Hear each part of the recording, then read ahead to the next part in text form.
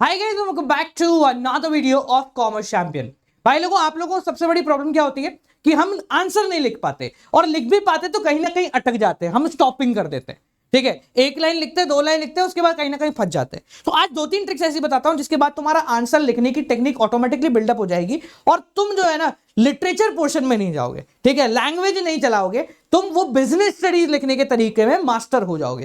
ठीक है, हम लोग गलती क्या करते हैं, हमने एक सिंपल सा काम किया, 3000 बच्चों को उठा के कुछ क्वेश्चंस दे दिए जो कि केस स्टडी बेस्ड थे, और उनसे एक सवाल पूछा कि आप इसका क्या आंसर लिखेंगे। उन सब ने अपने अपने आंसर लिखकर हमें भेज दिए, जो कि आप कम्युनिटी पोस्ट के अंदर देख सकते हैं। जब उनके आंसर को हमने रीड किया तो एक चीज समझ में आई कि बच्चों को लिखने में दिक्कत इसलिए है क्योंकि वो बहुत एक्सटेंसिव लेवल का लिखना चाह रहे हैं।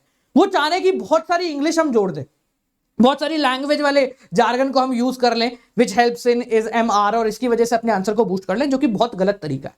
ठीक है, 4 में से 3.5 नंबर अच्छे नहीं है, 4 में से 4 नंबर ही लाना है, क्योंकि 3.5 नंबर का मतलब है तुमने लिखा सब कुछ है पर लैंग्वेज में वो बात नहीं है, जिस वजह से तुम्हारे आधे नंबर कट गए। भाई आधा नंबर भी बहुत इंपॉर्टेंट रखता है, पूछो उस व्यक्ति से जो टॉप मारने वाला है। ठीक है, तो चलो आज वो ट्रिक्स बताता हूं जिससे तुम इंक्रीज कर सकते हो आपके आंसर की लेंथ को, और अगर तुम 1.5 लाइन में अपना एक्सप्लेनेशन लिख रहे हो तो उसको इंक्रीज करके हम 2.5-3 लाइन तक एक्सटेंड कर देंगे। ठीक है, तो चलिए शुरू करते हैं। सबसे पहली ट्रिक मैं ऑलरेडी बता चुका हूं, उसको वापस से बता देता हूं। आप वर्ड ब्लॉकिंग नहीं करेंगे। वर्ड ब्लॉकिंग सबको पता है क्या होती है। फॉर एग्जाम्पल, अगर आपको कोई हेडिंग दे गया परवेसिव, अब आपको परवेसिव को एक्सप्लेन करना है, तो प्लीज मेक श्योर आप पूरी एक्सप्लेनेशन के अंदर परवेसिव वर्ड का इस्तेमाल ना करें। ठीक है, और परवेसिव वर्ड कब यूज हो सकता है? लास्ट के अंदर, hence it is known as pervasive. ठीक है, तो ये हेंस वाला जो लाइन है ना, ये आपके पास हमेशा बची रहनी चाहिए। अगर आपके पास बची रहेगी तो आप जितना चाहे उतना लिख सकते हो। अब बात आती है, सर अगर मैं परवेसिव नहीं लिखूं तो फिर क्या लिखूं? तो परवेसिव के सिनोनिम लिख दो भाई, कितना आसान है। Pervasive, it is true that management is required everywhere, whether the organization is small or large, management has to be followed। इस तरीके से आप उत्तर लिख सकते हैं। डायरेक्टिंग हो जाए तो डायरेक्टिंग में लिख दो, स्टाफिंग हो जाए तो स्टाफिंग में लिख दो। ठीक है, तो आप कभी भी वर्ड ब्लॉकिंग नहीं करेंगे। वर्ड ब्लॉकिंग करते ही आप लोगों का लिखना खत्म हो जाएगा। दूसरी टेक्निक, अब जब भी हम उत्तर लिखते हैं ना, तो कोशिश करें कि आप क्वेश्चन का इस्तेमाल करें, ज्यादा नहीं पर थोड़ा बहुत क्वेश्चन का इस्तेमाल कर ले।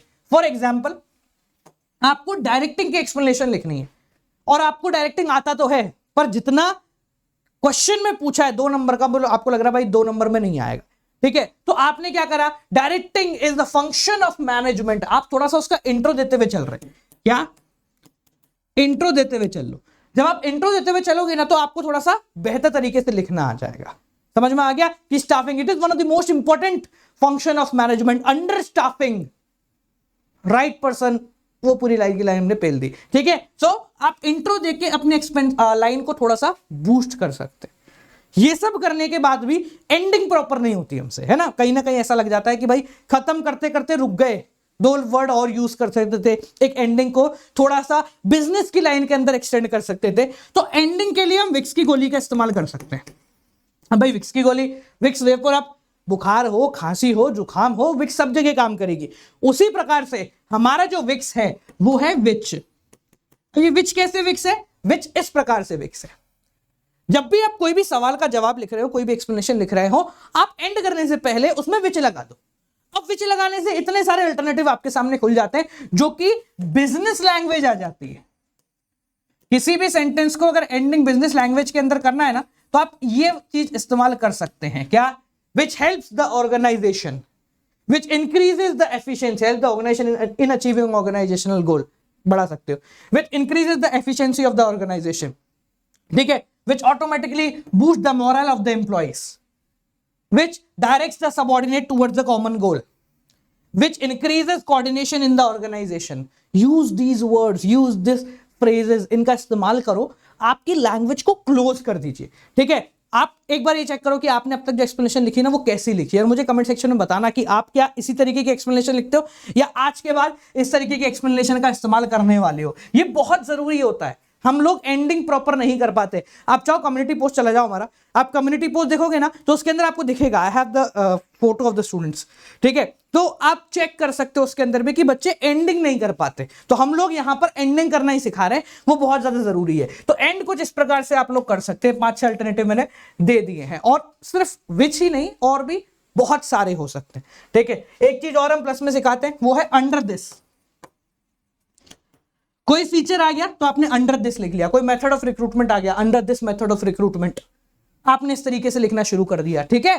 कैजुअल कॉलर्स की डेफिनेशन पूछ लिया आपसे, तो आप कैजुअल कॉलर रेफर्स टू करके लिखेंगे तो कहीं फंस जाएंगे।